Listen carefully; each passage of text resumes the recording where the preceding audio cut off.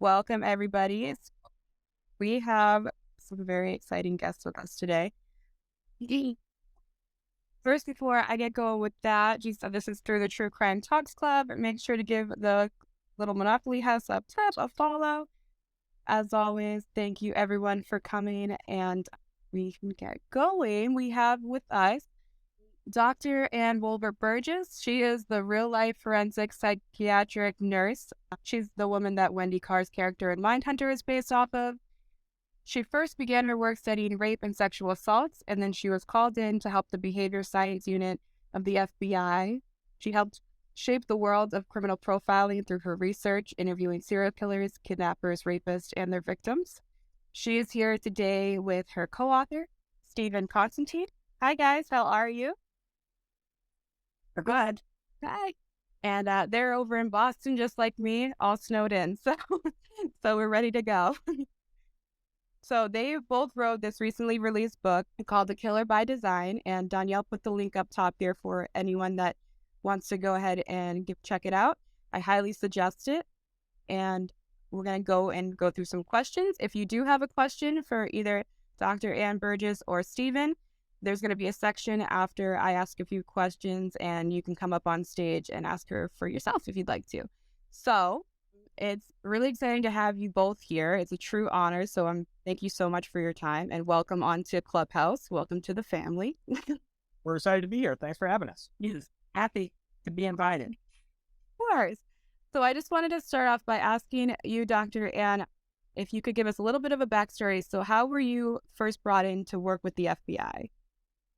Started because one of the detectives out in the Los Angeles area had seen my presentation on rape victims. And at the same time, the FBI was charged with having to train their agents and other police officers in rape investigation. And so Rita Connect, who was also a nurse who had then gone into police work, told Roy Hazelwood, who was one of the FBI profilers down at Quantico, about the presentation. And so he called and invited me and the Necro to come down and lecture. And that's how it all started.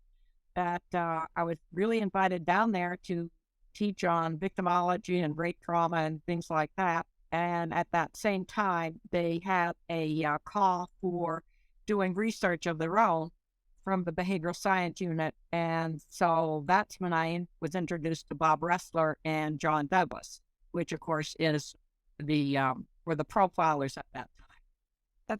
So when you first met with Robert Ressler and John Douglas, did you have this kind of dream team feeling at first? Do you have any idea that you were the start of something big to come?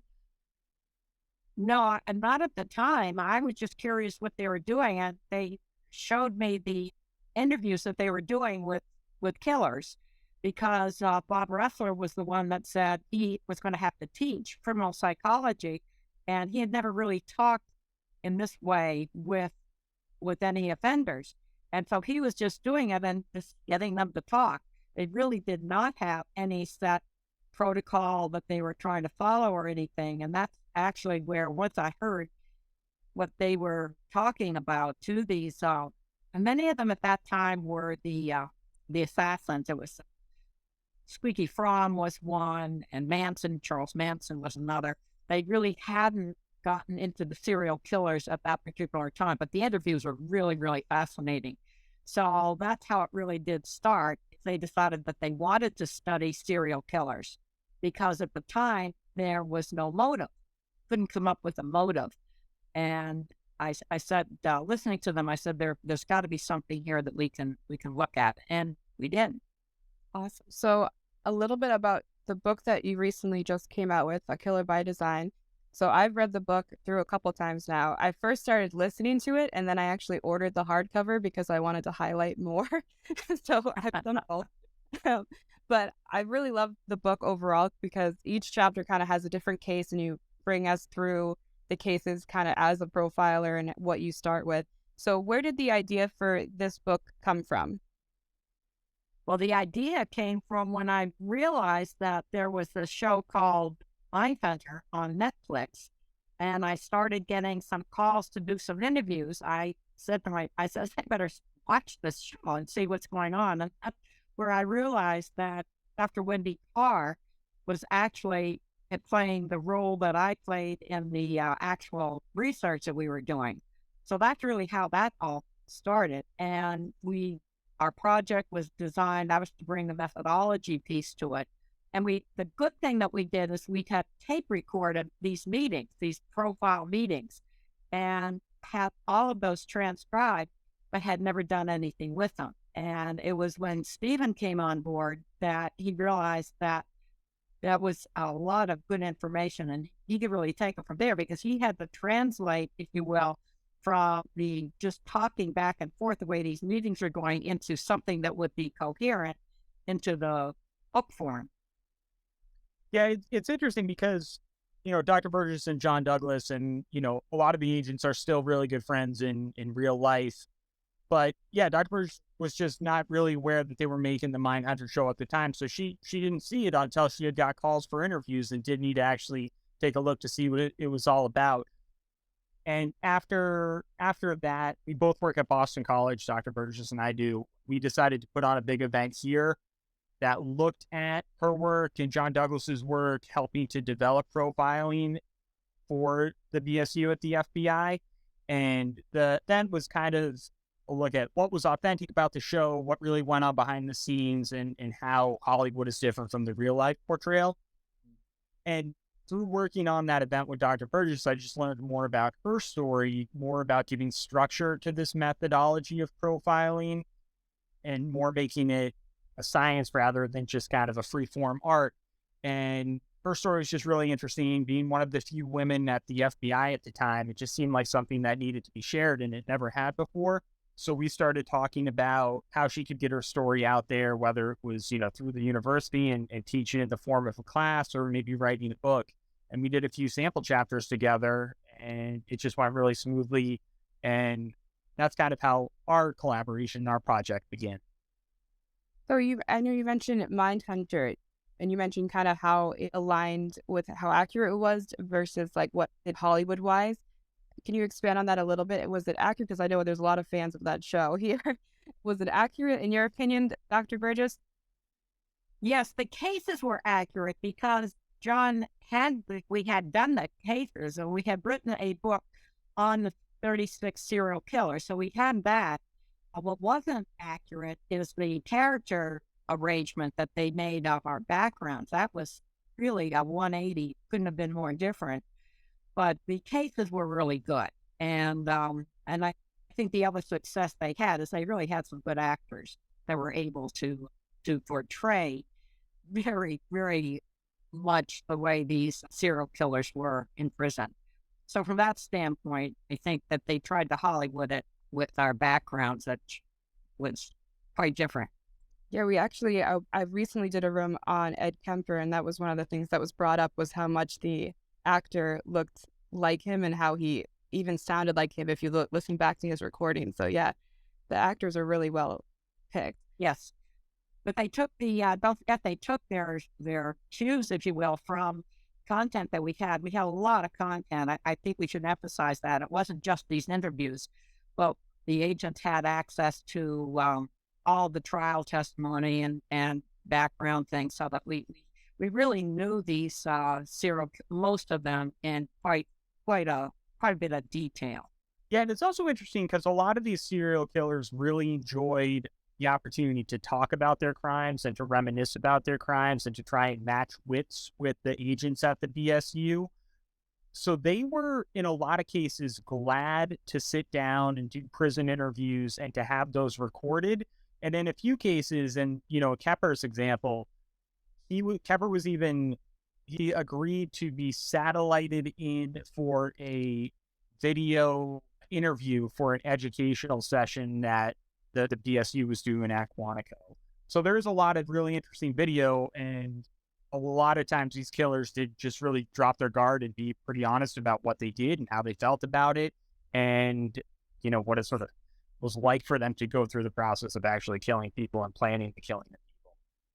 Yeah, And the other thing is, I think they got a lot of status in the prison that they have these FBI agents coming in to do these interviews. So that was always something that I think that they really played to. That's awesome. So a few of us in the True Crime Talks Club, we did a little bit of a book club reading through your book, A Killer by Design. And a lot of the members mentioned that one of their favorite chapters was chapter 5, which was a female killer. This was the one that was about the Bobby's case with Kirsten C. and Bernadette Prodi. Can you tell us a little about that case and why you chose it for the book? Right. Well, it was an important case because up until that time, we had only been doing serial killers. Now, Prodi case was not a serial killer, but it was a female on female, as you said, and also they were so young. They were teenagers, if you will. So it was important to see whether the profiling was going to be able to work with a different gender, of course, and different techniques, whether that would still hold up. So we felt that was a really important case. It also had the use of polygraph. And polygraph had not, as I remember, I don't think we used it as much as we did in that particular case. It was really, really important. And the relationship that the Bernadette Prodi made with the polygraph was very important. So we liked including that. And that's interesting that your readers are interested in the female, if you will, because we didn't have a lot. I don't think we had many other female cases. Yeah, one of the other reasons we wanted to include that was, obviously Dr. Burgess was one of the few women there at the time. The agents were very accepting of her and they valued her for her work and for what she brought to the team. But you can't help but be acutely aware when you're sort of the odd man out in a bit of a situation like that. And so she knew that for profiling to be successful at a larger level, it was important to have more diverse voices in the room. So if the object of profiling is to think your way into somebody's head, you need people who are able to understand the heads of all sorts of different demographics. So the background, the upbringing, and just a whole lot of things along those lines. So that case was instrumental in getting the FBI to bring more profilers into the BSU and to expand the team so they could have more diversity and could handle more diverse cases. And that was a really big step in the BSU getting sort of accepted on that level. Yeah, and it was a very, very stressful case for the community out in California to have to deal with that. And they had gone cold. I mean, they had no more leads. They had done all of these polygraphs and of the ones that they thought maybe could have been involved passed. And so it was really putting a lot of pressure, if you will, on the police out there to try to get it solved. And that's why they called in the FBI. And of course, when they called them in and they profiled it, they said, well, the person that it sounds like passed the polygraph. And so the whole issue of victimology and where did it go, don't forget, they had a description of the car. They had a description of the what had actually happened. So it wasn't like there were lots of information there, but they just couldn't solve it. Yeah, and that's true too. She had passed the polygraph at first, and then she ended up writing a letter to her parents confessing after meeting the FBI agent. So that was kind of strange too, that she was able to pass and that she came back and confessed to her parents with a note. It was a very interesting. Right. Yeah, the outcome was very interesting, of course, that she had actually confessed to the polygraph. It was really, really interesting. Yeah. But she was a teenager, and the younger that they are, you will see they're not, if you will, like some of the killers that we had in the book, where they were very slick and were able to get away with it. In this case, it was a very, I'm not sure it was how well planned it was, but it was certainly the motive there is always one to really discuss. It's a good case to discuss motive in teenage killers. Yeah, for sure. And another case that was covered in the book as well, talking about younger people, was the one about Missy and Opal, her friend. And you were able to, so Missy was abducted and later was found dead, but Opal was also attacked by the man and got away. and you were able to use drawings with Opal to really get through to her. Can you talk a little bit about how you were able to do that? Right. That was a really, really important case. And they hadn't thought to bring anyone in to interview. And at that time, they didn't have any of the agents trained or really doing any such young child. She was only 7 or 8. So they had to, they decided to reach out, and they called me.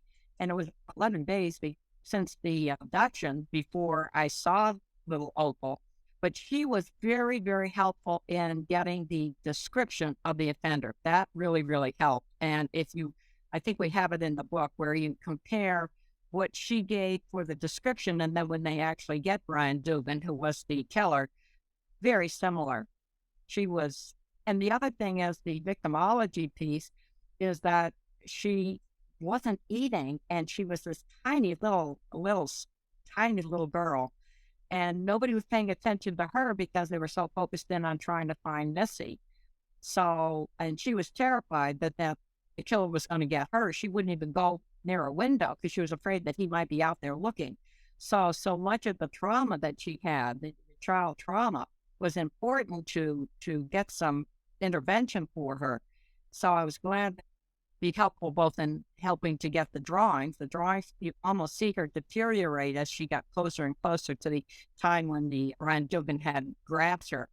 And she's very bright though. He threw her into the car while he went to get after Missy. In the interim, she was able to get herself out to escape. She found out she couldn't open the door because he had jimmied the lock, so that shows you how well planned it was. She went back out the same way that he had thrown her in and was able to run away and hide. So all of those things really gave us some important understanding of child trauma and what kids will do and how they can relate. So was a very, I think, important case for us to include. Also, the Candace DeLong was the FBI. There were 2 FBI agents that they sent to help me with the interview. And Candace was also a psychiatric nurse who had then gone into the FBI. So that's the second nurse that really was very instrumental in my career. And Candace has since gone on and does her own show because being the only one of the very few female agents at that time made her quite distinctive. That's awesome. Yeah, that was definitely highlighted in the book, making sure that, you do have a missing girl, but you also have this victim, and how to not let that Opal get lost in the chaos of trying to find Missy. It was really awesome how you were able to do that. Another thing that's mentioned in the book, you talk about a lot of different serial killers as well. One of them being Dennis Rader, the BTK killer. And so I'm curious. So in this particular case, you use what you called the super cop approach. Because he was communicating with the FBI through the media, can you explain a little bit about the super cop approach and how you were able to use it to catch him? Yeah. Well, Steven, why don't you take that one? The super cop approach? Yeah, so basically, Rader's whole thing was, he felt as if he was always coming up a little bit short in life, that he wasn't getting the respect he deserved. I think he wanted to be a police officer and didn't pass the test to do that. So he had some authoritative role within his town, and he would go around and give people tickets if their grass was too long and they weren't keeping it trimmed. So he was sort of this really power hungry type of guy, and he felt like, he was a bit of a letdown. So the strategy that the BSU came up with, once they saw that there was this killer out there that was trying to reach out to law enforcement to make sure his story was told in the right way, these letters that BTK would send into the local newspaper to the police working the case would get upset if they portrayed the crimes in a way that he didn't think was how he interpreted favorable to him. So when the BSU agents got involved, they, were able to sort of quickly profile this kind of needy, self-interested character, and they came up with this strategy of, well, if he's interacting with the media, he wants recognition for his crimes. Why don't we interact with him, and we'll create this super cop, this character this personification that is everything that Rader wishes he could be. And if this super cop shows sort of friendship or kindness or empathy towards BTK, then the BTK will trust him, and maybe that's where he'll slip up. And that's, in fact, what happened. BTK asked the super cop on the case if, BTK, if he sent a floppy disk with some materials on it into the investigators, if they'd be able to track him by that. And, cops said, no, we won't be able to track you. And of course, they were able to track him via the floppy disk. And that's what did BTK in. And they found that it was Dennis Rader. And Rader was so upset by this that when he was arrested, he said to the super cop working the case, he said, but I thought, we were friends. I thought I could trust you. How could you do this to me? And the super cop said, because I was trying to catch you. And Rader was just sort of deflated and broken by that moment because he thought, I'd sort of made friends with this guy. He was everything he wanted to be. And it turned out he was just a loser again. Wow. That's just like a movie moment right there. Yeah, you can really sort of visualize it all too. This guy sort of building himself up in his head and then just realizing it was all just the joke was sort of on it. And that was a hard case because had done about 10 victims, I think, at one point in all of this. And then there's a long time interval and no word about him. So remember that coming up at the behavioral science unit, they were, what had happened to him, et cetera, et cetera. The other important thing I think on that case is the impact that a killer has on his family. And I think we forget that everybody gets so angry and upset over the horrific acts that they do, that they forget that sometimes they come from families, and Rader certainly did. And his daughter, they were just shocked when they found out that he was this serial killer. The daughter Carrie, and has written a book about what it was like to be the daughter and find out all of this. And I think even to this point, she has not met with him. I think the son has in prison, but not. So I always try to impress upon people that there's a family that goes with that, what that is like for the family to now have to live out the fact of the serial killer being right in their own family. Yeah, of course, because it's one of those, what's even real situations when you think you know someone and then you find out they have this completely different life. That's completely terrible to even think about. I do have another question about BTK, because I know he used the media to talk to the law enforcement. And he mostly did it through newspapers. I think there was also cereal boxes as well. I'm curious of what you think, if he were around today, what he would use instead, since those aren't really used as much. Yeah, so what would a modern day BTK use to interact with the media? Do you have anything that comes to mind for that, Dr. Burgess? We're trying to think. They certainly do. You do some social media cases in your classes here at Boston College. Right. And every now and then they will be in the media. And we try to, it's a different type of personality that's going to want to do that. We try to stress that in the book. It's the ego that wants to interact with the wider media, if you will. The other thing I think is that we have to realize that a lot of technology has advanced, if you will, since we did the study back in the 80s and 90s. And so social media and we are seeing where some cases are coming in where the victim is met through social media. So we were trying to be as aware of that as possible and alert people to that. Certainly from a prevention standpoint, there is I think that is important. I guess that's what I would try to stress, is to any time there is any kind of interaction with the media that it gets to profilers.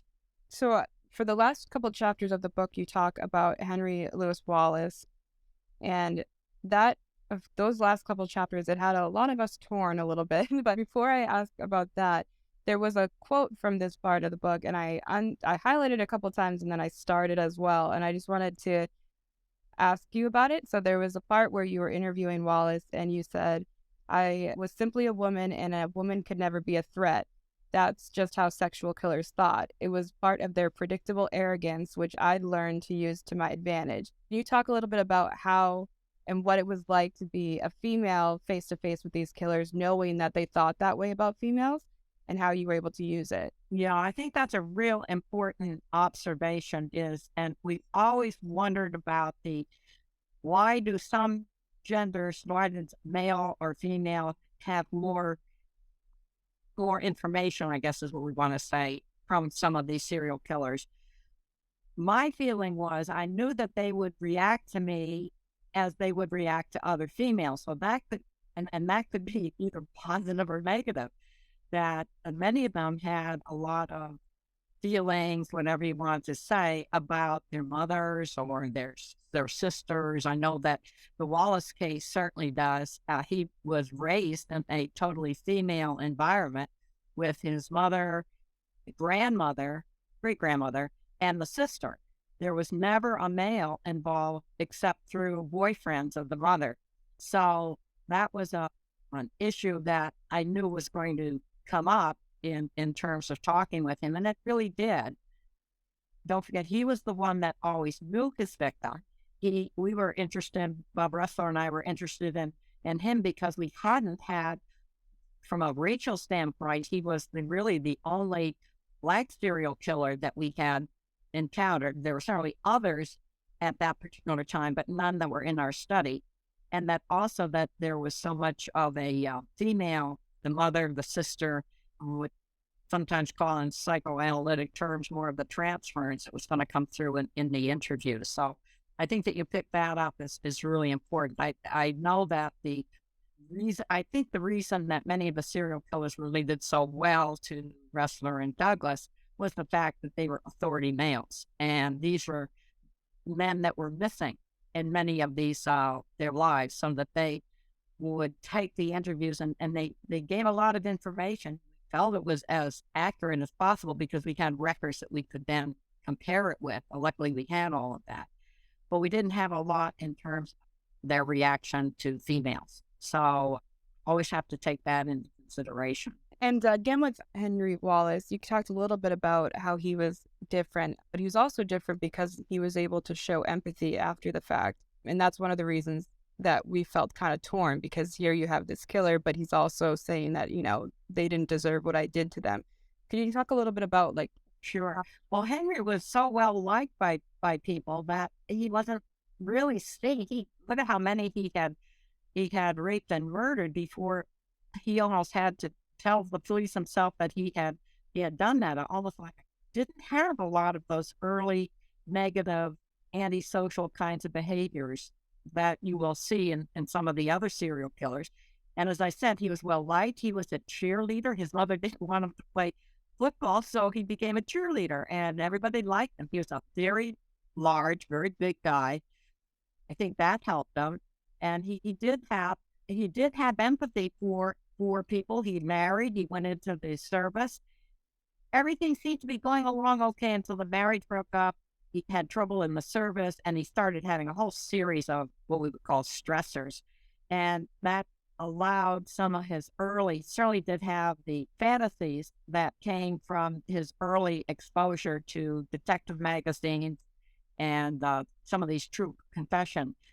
These magazines were really his pornography, because at the time, very poor families certainly couldn't go out and buy anything. So he had to use those for. So he had the fantasies were there, but never acted on until he just really started deteriorating. And that's what I would say about Henry. He certainly gave a very moving statement at his trial. He felt there was no reason except for him that the women were killed. Nothing that they did. He tried to put those old myths that were there to rest in that. And I know that because he did have a good relationship with his sister, but he also did murder one of his sister's best friends. So there is a lot of hidden meaning, if you will, that has never been adequately addressed as far as his background goes. Thank you for that. Yeah, that's one of the reasons we were like, well, we're supposed to not like him.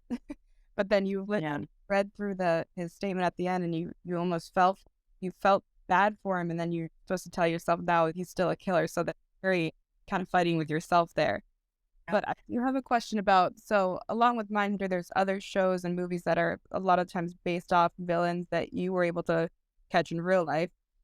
So along with that, and also with the true crime as a genre becoming so popular in the past few years, you came from a world before they even really knew, before obviously before criminal profiling, but also before people used it as as a genre. So how do you feel about the way that it went from no one really knowing about that, and now people, there's books, there's podcasts, there's all these different avenues to go to really try to understand the mind. How does it feel to be in both of those worlds? Yeah. Well, we certainly have seen quite a transition over time. I think that's important, and always looking for different ways to view these cases. Look at how many cases have come out in the last, say, decade. They solved some case. The other thing we need to mention is the forensics. Look at how much forensics have made a difference in terms that we didn't have back in the back when the profiling was done. Now they're doing profiling through genealogy, which I think is quite interesting of how I'm even seeing cases that I do now that they even talk about the DNA genealogy.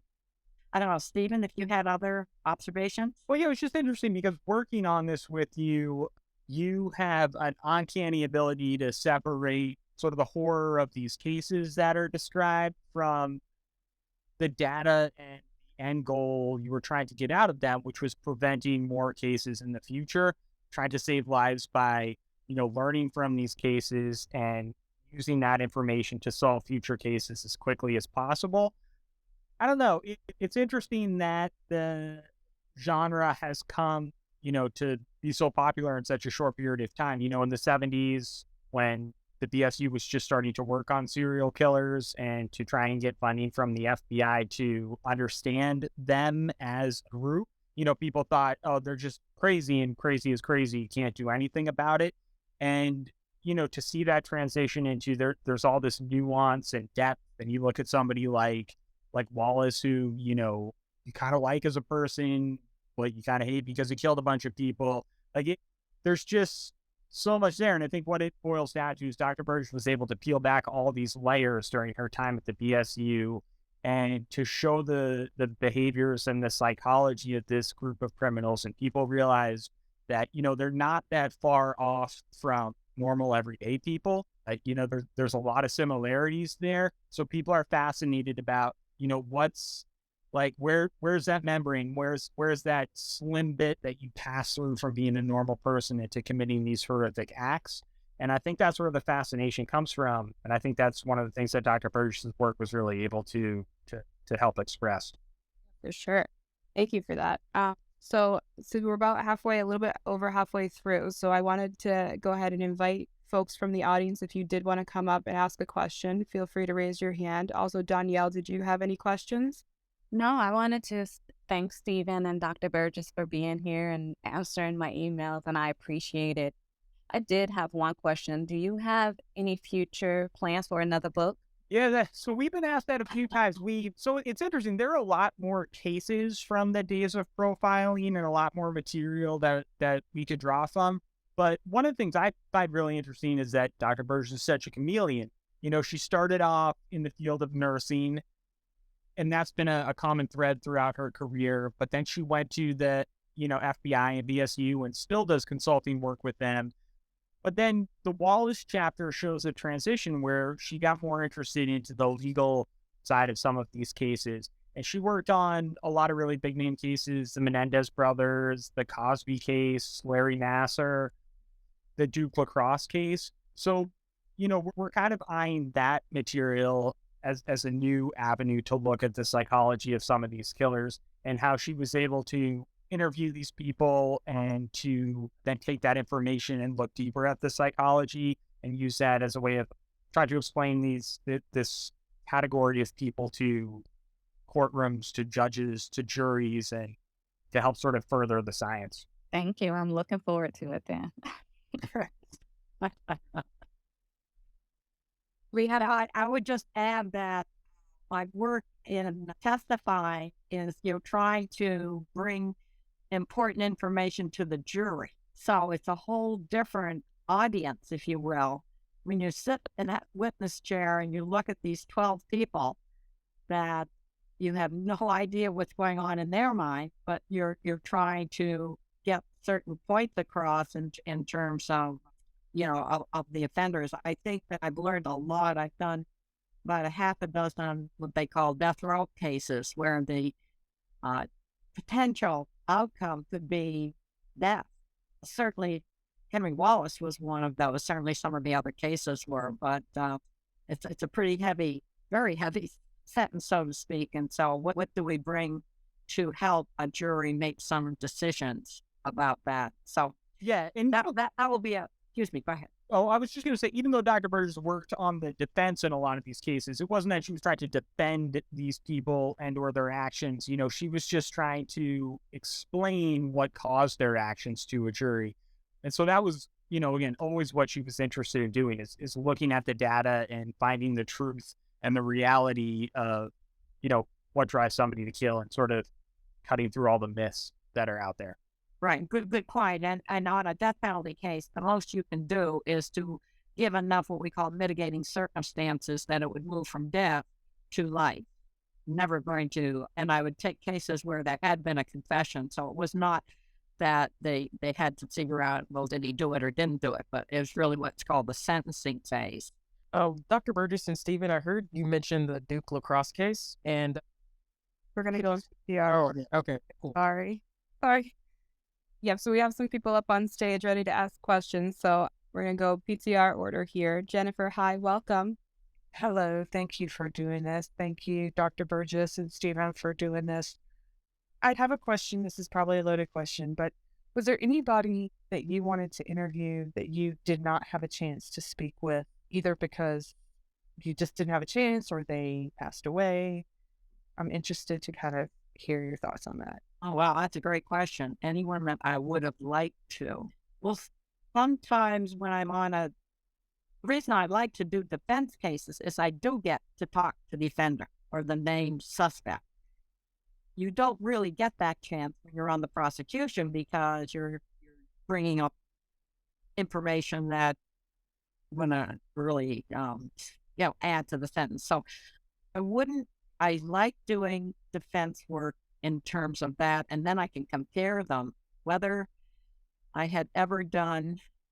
There are certainly some cases where I would want to know more on the why I'm doing. I seem to have over now close to 100 cases that have been on elderly, many times where there's a dementia, and I find that a challenge because it's so easy for people to say, oh, well, she's got a dementia. She doesn't remember this. This couldn't have affected her at all.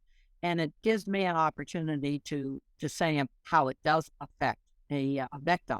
So in those cases, it would have been very interesting to be able to interview some of the offenders. Many times they are right in the nursing home themselves, and many of these cases are found and identified through nursing homes. So I think I would answer it that way. The other, of course, group that's very hard to deal with would be persons that have injured children, and to find out where that came from in terms of understanding motive. So those would be the two. And of course, cases that don't get solved. For example, when you talk about children, the John Benet Ramsey case really has not been solved, and genuine satisfaction. And so I think I would add not only not having a chance to interview the person, but to get more information on some of these cold cases where you really would like to have them solved. So we're putting a lot of emphasis on cold cases. We work with one of the original profilers who has his own, Cooper has his own cold case foundation, doing very important work out in Utah on that, and trying to get some help there. I don't think you realize how many cases do not get solved. That I think it's only about half of the murder cases every year get solved. So you add up that many, you've got thousands of cases across the United States that have never been solved. Thank you so much. Yeah, there's a lot out there. I'm sure you haven't gotten to. There's so many. Thank you. Dr. Page, hi, how are you? Hey, Emmy, and welcome, Dr. Burgess and Stephen. Thank you for joining us. So first of all, I just want to say that I really am so impressed, Dr. Burgess, with the work that you did towards helping people understand the victims of sexual assault and what they encounter, because before your work was available, that population was just treated so differently. And as a therapist, what you contributed to the field has really, really helped us to really understand that population very well. So thank you for that, and also for just the systematic way that you have approached working with gathering this data on serial killers and really coming from a research perspective and really trying to be consistent and systematic in what you do. But what the question that I had is, how do you feel that serial killers now are different than when you first started this work? How are they different? How are they different? I'm not sure they're different in terms of what motivates them and how early it goes, how far back it goes. I don't think that we appreciate the importance of developmental aspects of offending or aggressive behavior. What I hope we're doing is that we're getting them earlier. We're trying to get them in their. A lot of it starts acting out in the juvenile or adolescent period. And I would refer you to a case that was in the Midwest when about a month ago, where they had information on this 15-year-old. The parents knew it, the school knew it, and they left him in the school, and he shot and killed a number of his classmates. And that, what I only have seen what was in the newspaper, is he said the same kind of things that offender said to us. It was like, I can't get rid of these thoughts. They keep going over and over in my mind, and can someone help me? I think that was somewhat characteristic of what he said. And that's exactly what we saw with many of the earlier developmental issues with our serial killers, that it starts early, developmentally, and then it gets acted on in adolescence. And of course, if you don't catch them, they keep on going till they're in their 20s and 30s. And even then, it can be hard. With the Kemper, with the Henry Wallace, they all were even greater. Took a long time to get some of them. Yeah, development is so critical. And I think also understanding, and I think it's a topic that doesn't get touched on enough, that I think was alluded into some of what was written in your book.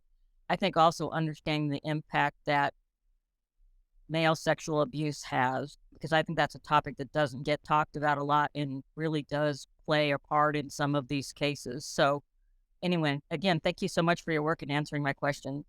Thank you. Hey, Dr. Page. And we have Daisy here. Hi, Daisy. Hi, and thank you for this opportunity. I hope this isn't question too personal to answer, but is there a case that really stands out to you that maybe emotionally affected you more than other cases? Other cases that affect me, certainly, first of all, the cases, of course, have an effect on you. These are horrific cases. They're terrible what happens with victims. And I think trial cases are very difficult. I think that what a killer put to trial through is incredibly horrible. So those would certainly bother me more so, perhaps. I'm not sure that it's just a different kind of bothering. Those I think are a bit hard. But even Stephen had to go through some of these vicariously. He did, he had to read about them, and we had to talk about them. And he hadn't had much exposure, I don't think, up until this time in this whole world, because this world was not with serial killers. So I don't know whether Stephen had any reaction to any of the cases that we had in the book. We had many more cases that weren't in the book. I'm sure you realize that we didn't include. Yeah, I mean, it's definitely the child cases. When we were writing the Missy Ackerman case, her and Opal Horton's story, that was really difficult to do, especially seeing all of the pictures that Opal had drawn of the crime scene. And then the letter that she had written to Missy saying how terrible she felt and how, she missed her and she wished she was there. Like Dr. Burgess said, it's terrible that anybody would have to go through this. In your mind, you can kind of say different things to make it easier on yourself when it's an adult. Like, well, maybe they have a chance of fighting this person off, or, it's not as big an impact on their family, maybe, or something like that. But it's horrific. And when it's a little kid, especially if you have a kid or you have little kids in your life, just to see them and their innocence, and then to see somebody violate that in the most horrific ways is very, very sad, very disturbing to think about. But it's important to talk about. I think that's the other thing I want to add, is I know that people find it hard, but we have to talk about it because it happened probably more than we realized. Certainly, I got more into the child abuse and neglect issue, and it's horrific what some children have to go through. That they don't die, but they certainly have been terribly, terribly traumatized. So, I think it's important that we always keep that in mind when we are talking about these types of cases. Yeah, and I mean, absolutely. That's like the early work you did with sexual assault and sexual violence. Nobody was talking about it, and so no progress was being made in solving those types of cases. It was not until you were willing to sort of break the taboo of that subject that work was done. So that is important. Thank you for that. Yeah. We also have Chris up here. Hi, Chris. Hey, hello. Thank you, Stephen and Dr. Burgess. Following up on a lot of what you just mentioned, I was curious as far as when you're on the defense with some of these cases, how do you, I guess, appear to be compassionate or keep yourself objective while dealing with these cases? Yeah, that's a good question. Is don't forget we are trained and in nursing we're trained very, very well to kind of what we call compartmentalize. And we have to deal when people come, especially into the ER, accidents, getting diseases, and so forth. And you have to keep a part of you that is just focused in on what the presenting problem is. So, from that standpoint, had that background and that training and the experience is important too. That I think what I also try to do is to look at each case that I'm doing as what can I learn? What can I learn that I can then teach that so that we can keep more information getting out to our young students that are going to go on and have their own career. And that's one of the reasons I keep teaching is because I want work to continue and hope that some of the students will be excited about it. A new area. I think that you mentioned this is how do we keep going? And it's through teaching and it's through like situations like this where hopefully you're learning and it will affect your own careers and your own work with whatever line of work you're in. But you told me, Dr. Burgess, too, and I think this is, important to say is that even with all that training, a lot of the agents would still have these cases affect them deeply. And you noticed that some of the agents would have issues with, weight loss or trouble with sleeping or bouts of depression. It took a toll on them, this type of work. They couldn't avoid it. And so you put into place a system of being able to help monitor them and to try and take care of them, their mental health as best as you could, too. Absolutely. That has to be part of that. And you're right that most of them had some kind of reaction. And we had some that tried to be profilers and couldn't take it, couldn't deal with it. So didn't not easy to be a profiler, what you have to look at and the crime scenes and so forth. So it's not an easy field. That's for sure. Thank you for that. We also have Jennifer up here. Hi, Jennifer. Hello.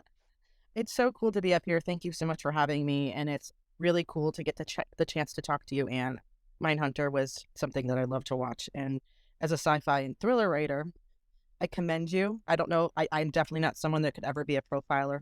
I have to walk away after writing things just to get out of my head. Write thrillers. So can't even imagine, having that. Like I make up stories, but you're living the stories.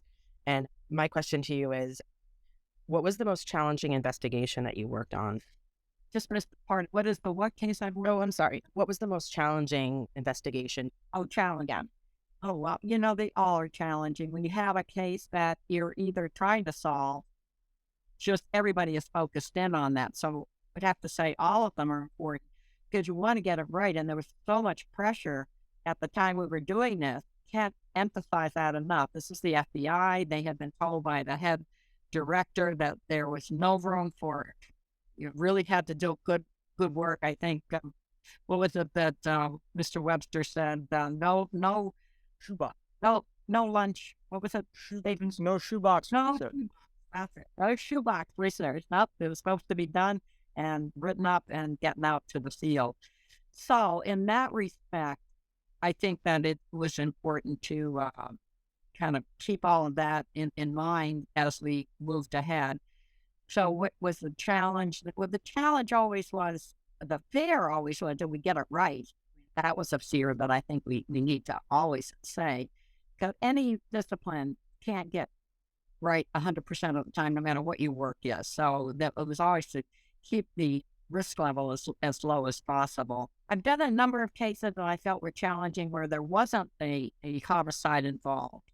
And so those were ones that were a little bit easier to deal with because you wanted to try to find out had happened to especially children. I'm thinking of some of the cases I did, but I know that there are a number of cases that were never solved.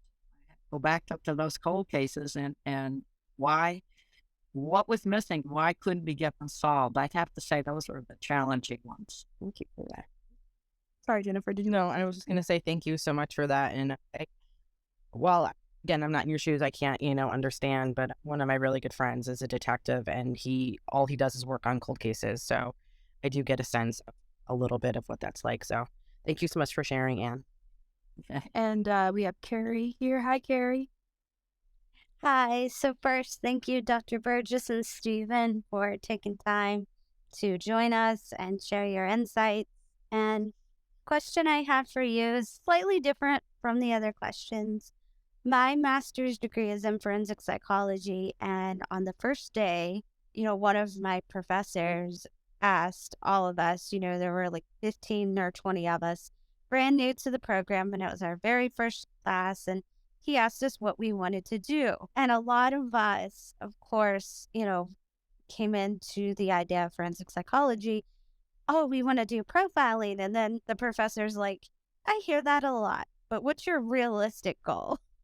And I'm kind of curious, since not everyone obviously can do profiling, and forensic psychology is still a relatively new field and is growing and encompasses, obviously not just the criminal aspect of things, but victimology. And I'm kind of curious how you feel about it as a field and how you think it's helping or possibly even harming the area of profiling and some of the work, that the FBI has traditionally done for years. Yeah. Well, in a way, we all profile. If you realize there's a case that comes up and that hits the media, and if it's in your area, people start talking about, well, what kind of a person could do that. So in a way, there's a lot, I guess they call them armchair detectives that trying to profile. And I think that's good. I think that that's helpful. It means people are thinking and looking at material differently. And I think that's what has that's an advance in the field. I'm not sure it was like that, maybe 20 years ago.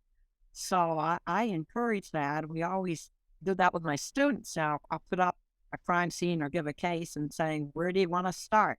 We learn. So from that standpoint, that's what I always encourage that. And especially if you're in forensic psychology, that's great. The forensic piece is obviously, you need to have some background in the law. I think to understand that's where the forensic piece comes, but certainly the psychology is, we really need to advance the psychology as best we can. That's kind of what we were doing too. Although the FBI profilers wanted to look just at behavior because they felt that the psychology piece might try to explain something prematurely, that they wanted to see what the behavior was. So we tried to really focus in on that. That makes sense? It makes perfect sense. I was just kind of, curious from someone that's been doing what a lot of us have dreamed of for years. Oh, keep at it. Keep at it. Yeah, it's funny because that very semester in that very class, I started shifting gears. Now my hope is to focus working with individuals who are coming out of incarceration and help them reintegrate. And I have learned to appreciate the fact that, people do deserve second chances. And there are some who will never have a second chance for a very good reason, but most people deserve a second chance. And I've kind of turned my focus to that specifically now. Well, good. Yeah. Yeah, the agents are often asked whether they think that you can rehabilitate a serial offender, and they are pretty clear that you can't. It's serial. It's been repeated over and over. The pattern is there. So I think that emphasis needs to be put on try to catch them the first time and find out could be changed. I think that's the way they would answer that. Yeah, definitely we're serials, but I think, true crime focuses so much on serial that everybody gets lumped into a criminal can't be rehabilitated sometimes. And that's the concern that I and a lot of others have turned to in the field, working with formerly incarcerated individuals where like people can be rehabilitated. It just depends on the situation and figuring out how to get society to accept that not every criminal is a serial. Correct. Right. We That's also true. have Joy here as well for a question. Joy, you still there? Yes, I'm still here. Hello, thanks, Stephen and Dr. Burgess. And Dr. Burgess, I'm going to say that, I hope to one day have a career as impactful as yours. I wanted to ask about maybe two cases. One you mentioned specifically, one I think you alluded to.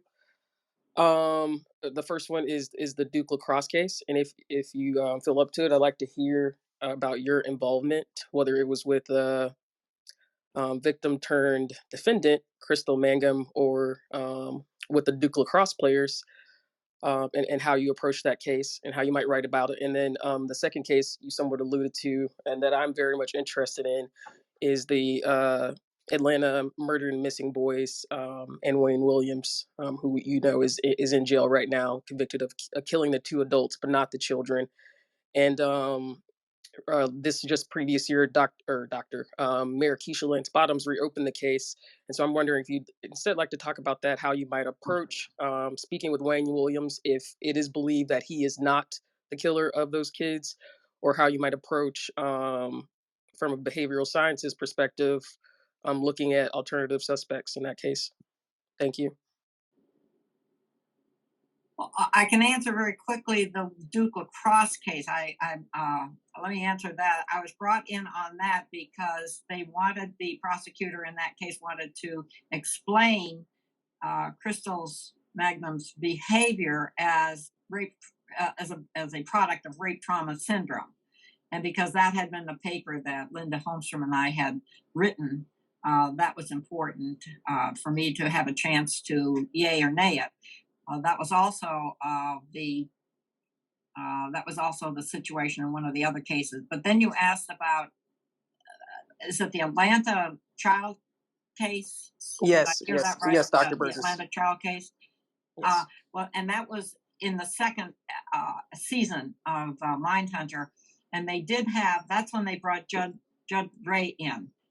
He was a police officer down in the Atlanta area, and he helped out a lot on that case. In that, and there was a lot of controversy over that. You're absolutely right that whoever they only got him on two, and they were not child cases, if I remember correctly, right? So they didn't have enough evidence, as I understand it, to go with any of the others, and he had, or whoever was the killer, if you want to say that it's still a suspect out there, would throw the bodies into the river as a way to try to wash away any forensics. So you had someone that was really very, very knowledgeable and very clever there, if you don't want to think that they got the right person. One of the things that I would just point out is that at the BSU, not all of the agents worked all of the cases. They were stretched pretty thin, as was with cases that came in, teaching duties, research that they were doing. So they weren't always aware of all the cases that were going on, and this was just one that Dr. Burgess wasn't involved in, so she might have a little, sort of gap in knowledge there. Okay, thank you for your responses to that, Dr. Burgess. Thank you. And so that's about all for questions here. I know we're a little bit over on time, but I wanted to again thank you very much, Dr. Ann Burgess, and also Stephen, for coming in and taking the time to talk with us today. It's truly an honor to have both of you here. And the book there's a link to it right up above our heads. Make sure to get the book. It's amazing. And also bring your highlighters when you get the book because there's a lot of stuff you're going to want to go back to. I felt like a whole profiler at the end of it, just like she does. So it's a great book. And I can't stress that enough. So thank you so much for coming by. And thank you everyone on stage for coming up and asking questions. Make sure to give Stephen a follow and also the club a follow. This is kind of your people when it comes to true crime and wanting to be armchair detectives or actual detectives like we have here. So thank you so much, everyone. And Dr. Ann Burgess, did you have any last statements you wanted to say? Well, I appreciate all the questions. You had some wonderful questions, and I appreciate the opportunity to bring to you, Stephen and I bring to you what we've been immersed in for a couple of years. So thank you all very much. Thank you. And a big thanks to you, Emmy, too, for reading the book so thoroughly and having really insightful questions about it, too. I appreciate that. So thanks. Thank you. Yeah, no, I loved it. I dove right in. But yeah, so everyone make sure to get that book, and thank you guys so much, and we'll see you back here for the next room, but hopefully we'll see you again too, Stephen, or maybe around Boston. Sounds like a plan. No. But thank you, Very everyone. good. All right, I'm thanks gonna again. close out the room. Yeah. Thanks, guys. Bye-bye. Thank you.